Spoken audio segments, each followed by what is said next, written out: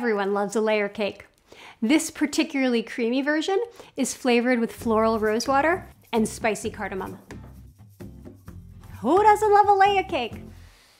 These two cake layers are made with egg whites in the batter because I wanted a particularly fluffy cloud-like cake. So egg whites not only makes them light, it also keeps them super pale. Now I'm just gonna have them.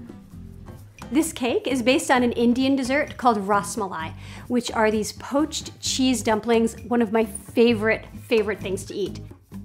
So what I have here is, this is a milk syrup, which is basically milk that's been simmered down with sugar and cardamom pods. It's pretty classic to brush a cake, especially a sponge cake, with some kind of sugar syrup because it improves the keeping quality. It makes it, sort of seals in the moisture. So in this version, I'm just using a milk syrup instead of a regular sugar syrup because it also adds that flavor. So what I've done here is I've taken ricotta and I've flavored it with a little more rose water, a little cardamom, and that becomes the inside layer of the cake. Rosewater smells like the sweetest, brightest, freshest roses imaginable. It can be used as a perfume, and if you buy food quality rosewater, you can add it to cakes and pastries, even savory dishes. I'm gonna sandwich this so that the bottom of the cake ends up on top, because there are fewer crumbs that way, and it just makes it neater when you're trying to frost it. Whenever you make a layer cake, it's a good idea after filling it to chill it for a little while. It just helps the crumbs adhere to the cake, and it makes it a lot neater when you try to frost it. The frosting is like cream cheese frosting, but it uses mascarpone instead, which is a lot lighter, and it just makes it fluffier.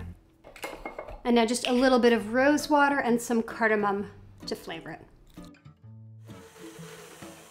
I'm going to show you a trick on how to make a very neatly frosted cake without getting the frosting all over the plate.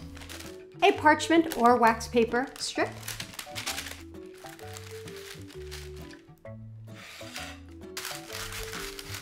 And then at the end, you just take them off. It's super cool. You want to put a very thin layer of frosting on first. This is called the crumb coat. You see how you can see all those little crumbs?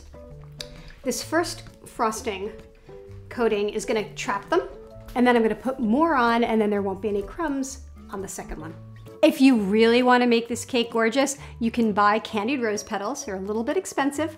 Chop them up and just sprinkle them on top. They add a pink hue. It just goes really nicely with the green pistachios and the white frosting. It's beautiful. This is a great cake to make ahead for a party because you can make it a few days in advance, keep it in the fridge, and then when you cut it, it tastes as fresh as the day it was made.